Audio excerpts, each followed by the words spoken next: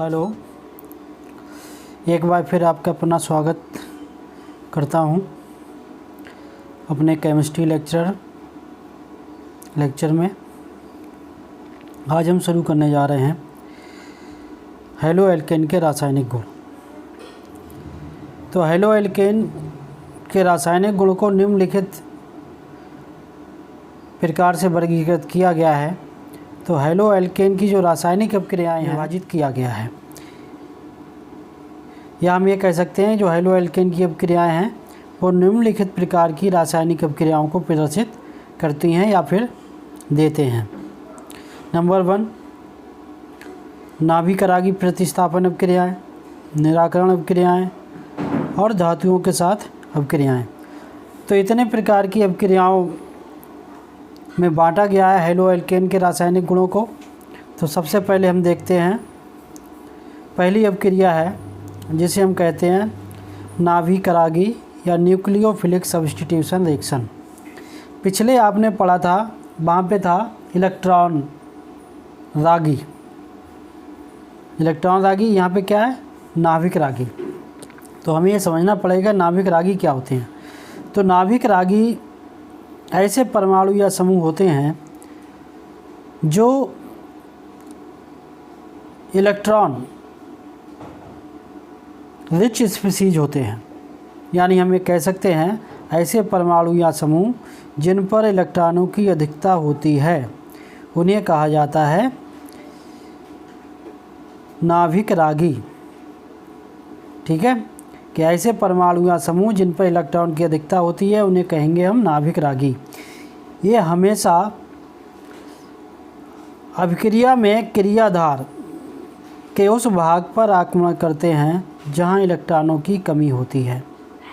अब जब electron rich हैं तो ये हमेशा उसी पार्ट पे जाके अटैक करेंगे या आक्रमण करेंगे जहां पर इलेक्ट्रॉन की कमी होगी। अर्थात वह अभिक्रिया जिसमें एक नाभिक रागी पहले से उपस्थित होता है को प्रतिस्थापित कर देता है। इस अभिक्रिया को कहते हैं प्रतिस्थापन अभिक्रिया। इसमें आप देख सकते हो जैसे यहाँ पर जो ये वाला है, तो यहाँ पर जो X है, यहाँ हम ये कह सकते हैं CX, ये हैलाइड ग्रुप है। तो यहाँ पर जो X है ये तो पहले से ही उपस्थित है, ये भी इलेक्ट्रॉन रिच होता है। एक दूसरा जो है ये कहलाता है, ये है कोई न्यूक्लियोफाइल, या हम कह सकते हैं ये नाभिक रागी है। अगर यहाँ से ये आप जानते हो जब ये टूटेगा, ये X अलग हो जाएगा, तो यहाँ पर ये C पर इसकी वजह से क्या होता है, ये पार्शियल धनावेश आ जाता है, ये पार्शियल इस पर ऋणावेश होता है। तो जो पहले से नाभिक रागी उपस्थित होता है उसको दूसरा जो नाभिक रागी होता है जो इस पर अटैक करता है उसको क्या करता है, ये रिप्लेस करता है, यानी कि हटा देता है और खुद आकर उस पर आके जुड़ जाता है। तो इस अभिक्रिया को कहा जाता है न्यूक्लियोफिलिक अभिक्रिया, यानी कि वह अभिक्रिया जिसमें पहले से उपस्थित नाभिक रागी को दूसरा नाभिक रागी प्रतिस्थापित कर देता है। ऐसी अभिक्रियाओं को कहा जाता है नाभिक रागी या न्यूक्लियोफिलिक प्रतिस्थापन अभिक्रिया या नाभिक रागी प्रतिस्थापन अभिक्रियाएं। इसमें जो पार्ट होता है जिस पर ये नाभिक रागी ये है और एक यहाँ पर ये है, तो ये वाला पार्ट ये कहलाता है क्रियाधार। इसको कहेंगे हम क्रियाधार, या कह देते हैं इसको सबस्ट्रेट। सबस्ट्रेट भी कह सकते हैं, इसको सबस्ट्रेट कह दिया जाता है, या कहेंगे हम इसको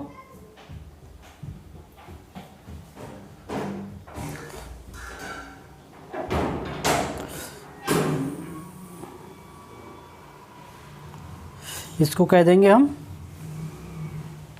ये कहलाएगा सबस्ट्रेट, या इसको कहेंगे क्रियाधार।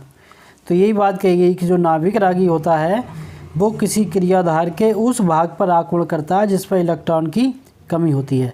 तो इलेक्ट्रॉन की कमी यहाँ पर है, तो ये हमेशा अटैक क्या करेगा, किस तरह से अटैक करेगा इस पर, ये अटैक करेगा इस तरह से, यहाँ पर इसके साथ अटैक करेगा। तो यहाँ पर जब अटैक करता है तो आप देखते हो यहाँ पर ये आगे जुड़ जाता है और ये अलग हो जाता है।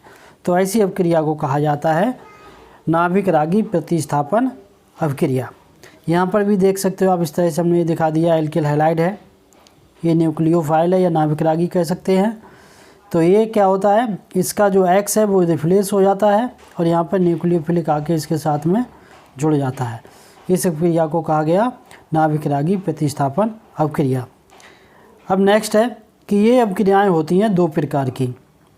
ये अभिक्रियाएँ दो प्रकार की होती हैं, ये देखिए कौन कौन सी होती हैं। एक अभिक्रिया होती है SN1 अभिक्रिया, या इसको बोल देते हैं हम एक अणुक प्रतिस्थापन अभिक्रिया, या इंग्लिश में बोलेंगे हम यूनिमॉलिक्यूलर सब्स्टिट्यूशन रिएक्शन। यूनि का मतलब एक, अणुक अभिक्रिया कहलाती है।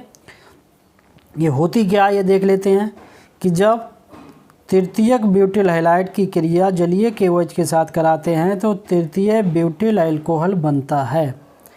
ये अभिक्रिया है। ये आपने देखा CH3 का होल थ्राई CBr, यह है टर्सरी ब्यूटिल अल्कोहल। इसका आयुपेशी नाम क्या हो जाएगा, 2-ब्रोमो 2-मेथिल प्रोपेन।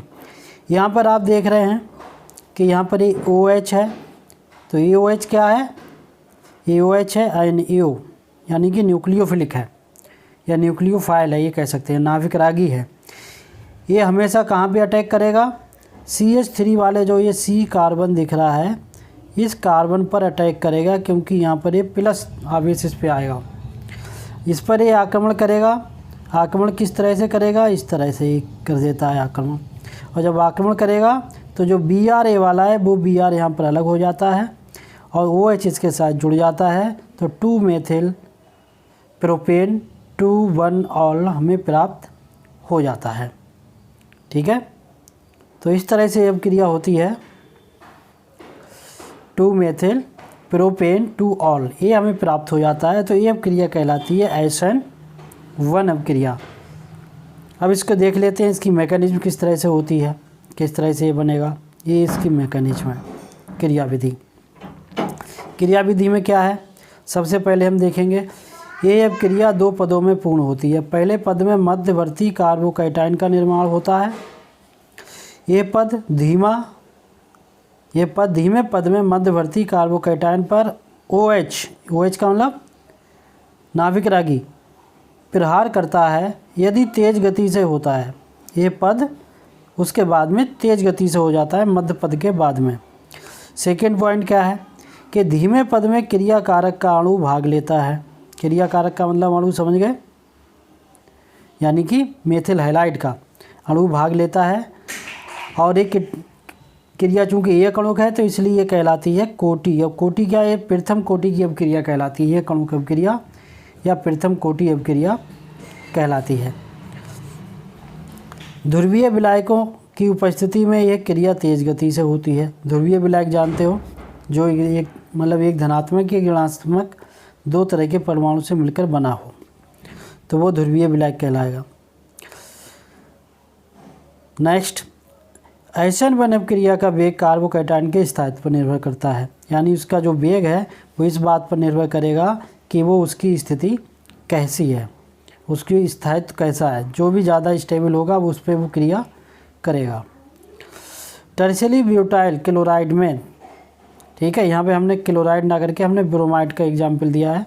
टर्शियरी ब्यूटाइल क्लोराइड में 3 डिग्री कार्बोकैटायन बनता है जो 2 तथा 1 डिग्री से अधिक स्थायी होता है। अर्थात 3 डिग्री हैलाइड में SN1 अभिक्रिया तेज होती है। इस अभिक्रिया का घटता हुआ क्रम निम्न प्रकार होगा। क्या होगा, 3 डिग्री यानी tertiary halide greater than secondary halide greater than primary halide होता है। अब इसकी हम थोड़ी सी ये रिएक्शन देख लेते हैं कि किस प्रकार से ये अभिक्रिया हो रही है। यहाँ पर आप ये देख रहे हो, ये फर्स्ट स्टेप है, यहाँ पे लिख भी रहा है कि ये फर्स्ट स्टेप है। इसमें क्या है, मेथिल ब्रोमाइड है और मेथिल ब्रोमाइड पहली अभिक्रिया क्या होगी, जो CX ये वाला बॉन्ड है ये टूटेगा। जब ये टूटेगा तो यहाँ पर कार्बोकैटायन हमें मिल जाएगा। यहाँ पे प्लस आएगा, ये बना हुआ बीच में इस तरह से, यहाँ पे प्लस को लिख दिया है और BR अलग हो गया। तो ये कार्बोकैटायन यहाँ पे फर्स्ट स्टेप में बनता है, जो कि एक स्लो स्पीड होती है, धीमी मंद गति से होती है। दूसरा सेकंड पॉइंट, सेकंड स्टेप है, सेकंड स्टेप ये वाला है।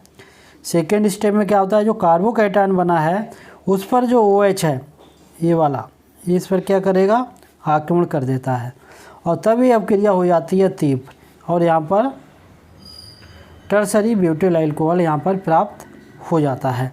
तो ये जो है ये मैकेनिज्म हो गई इसकी SN1 रिएक्शन कि किस तरह से वो अभिक्रिया उसकी होती है। एक इसमें नोट दिया हुआ है कि बेंजील और एलिल हैलाइड में SN1 अभिक्रिया सबसे तेज़ गति से होती है क्योंकि बेंजील तथा एलिल कार्बोकैटायन अनुनाद के कारण अधिक स्थायी होते हैं। अतः SN1 अभिक्रिया का वेग का घटता क्रम ये होगा। बेंजील का मतलब है यहाँ पर इस तरह से जो बेंजीन के साथ में जुड़ रहा हो, यानी कि बेंजील हैलाइड का मतलब ये हुआ, बेंजील और एलिल हैलाइड का मतलब ये होता है। इसमें भी प्राइमरी, सेकेंडरी और टर्सरी हैलाइड होंगे। प्राइमरी, सेकेंडरी, टर्सरी हैलाइड क्या होंगे वो आपने पढ़ रखे हैं कि इस तरह से अगर यहाँ पर जुड़ गया और यहाँ पर एक कार्बन होता है इस तरह से, और इस तरह से यहाँ पर X जुड़ा होता है, इधर R जुड़ा होता है और इधर R जुड़े होते हैं, तो primary, secondary halide, aryl halide वो इस तरह से कहलाते हैं। तो उनका भी क्रम ये होगा इस तरह से। इसके बाद में हम करते हैं next SN2 reaction. SN2 reaction या हम इसको बोल देते हैं by molecular nucleophilic substitution reaction. इसको द्विअणुक नाभिक स्नेही प्रतिस्थापन अभिक्रिया बोलते हैं या नाभिक रागी प्रतिस्थापन अभिक्रिया इसको कह देते हैं। SN2 रिएक्शन ये क्या है, इसमें भी देखिए जब मेथिल हैलाइड की क्रिया जलीय KOH के साथ की जाती है तो मेथिल अल्कोहल बनता है। ये देखिए ये CH3X है, KOH के साथ करा दिया तो CH3OH बन गया, यहाँ पर KH निकल गया। अगर हम वैसे देखें तो ये हो गई आपकी CH3Cl प्लस KOH, ये अभिक्रिया सिंबल लगा दिया तो बन जाएगा क्या, CH3OH और प्लस KOH, ये मिल गया। ये रिएक्शन है जो उस तरह से हमने लिखी है, इस तरह से ये बन जाएगी रिएक्शन। अब इसकी क्रिया विधि क्या है इसको हम थोड़ा सा देख लेंगे, मैकेनिज्म क्या है। देखिए ये क्रिया एक ही पद में पूर्ण हो जाती है, वो किस में हो रही थी, 2 पद में। इस क्रिया में आने वाला नाभिक स्नेही जाने वाले नाभिक स्नेही के पीछे से 180 डिग्री के कोण पर प्रहार करता है जिससे मध्यवर्ती संक्रमण अवस्था बनती है, यानी कि जो माध्यमिक स्थिति है वो आ जाती है। ये अत्यंत अस्थायी होता है, यानी बीच वाली स्टेज को हम संकृत अवस्था भी कह देते हैं। दुर्बल नाभिक स्नेही इसमें हट जाता है, जो भी कमज़ोर होगा वो हट जाएगा। First point. दूसरा, ये द्वितीय कोट की अभिक्रिया है, वो थी प्रथम कोट की, यह द्वितीय कोट की अभिक्रिया है क्योंकि अभिकारक के 2 अणु भाग लेते हैं इसमें, इसलिए इसको द्वितीय कोट की अभिक्रिया कहा जाता है। नेक्स्ट पॉइंट है, ये क्रिया अध्रुवीय विलायकों में तेज़ गति से होती है। वो किस में होती थी, ध्रुवीय विलायकों में। ये याद रखने वाला पॉइंट है कि जो SN1 अभिक्रिया है वो होती थी ध्रुवीय विलायकों में, ये किस में हो रही है, अध्रुवीय विलायकों में तेज़ी से होती है। नेक्स्ट पॉइंट, इस क्रिया में अणु के विन्यास का प्रतिपन्न हो जाता है, अणु के विन्यास का प्रतिपन्न का मतलब प्रतिस्थापन हो जाता है। और नेक्स्ट पॉइंट है इसमें 3 डिग्री यानी कि टर्सरी हैलाइड में SN2 अभिक्रिया सबसे धीमे वेग से होती है। जो टर्सरी हैलाइड होता है, टर्सरी हैलाइड का मतलब क्या हो गया, ये हो गया टर्सरी हैलाइड का मतलब ये हो गया होल थ्राइज, यहाँ पर C और X, ये हो गया टर्सरी हैलाइड। अगर इस तरह का कोई हैलाइड है तो उसमें अभिक्रिया जो है वो कैसी होगी, सबसे धीमी होगी, क्योंकि टर्सरी हैलाइड में 3 एल्किल समूह के कारण नाभिक स्नेही को पीछे से प्रहार करने में अधिक त्रिविम बाधा का सामना करना पड़ता है। अतः SN2 अभिक्रिया के वेग का घटता क्रम ये होगा, निम्न प्रकार से होगा। ठीक है, तो ये हमने यहाँ पर इस तरह से देख लिया कि क्या होगा, इस तरह से हम ये देखेंगे। अब इसका घटता हुआ क्रम क्या होगा, घटता हुआ क्रम इसका ये हो गया कि आप यहाँ पर देख रहे हो, अभी इन्होंने बताया था कि टर्सरी हैलाइड जो होगा उसका सबसे कम धीमा वेग होगा, तो सबसे अधिक किसका होगा, प्राथमिक का, फिर द्वितीय का, फिर तृतीय का। तो इस तरह से इसका बढ़ता हुआ वेग का क्रम होगा। नोट क्या है, दोनों प्रकार की क्रिया विधियों के लिए समान एल्किल समूह होने पर अपक्रिया का वेग घटता हुआ क्रम क्या होगा।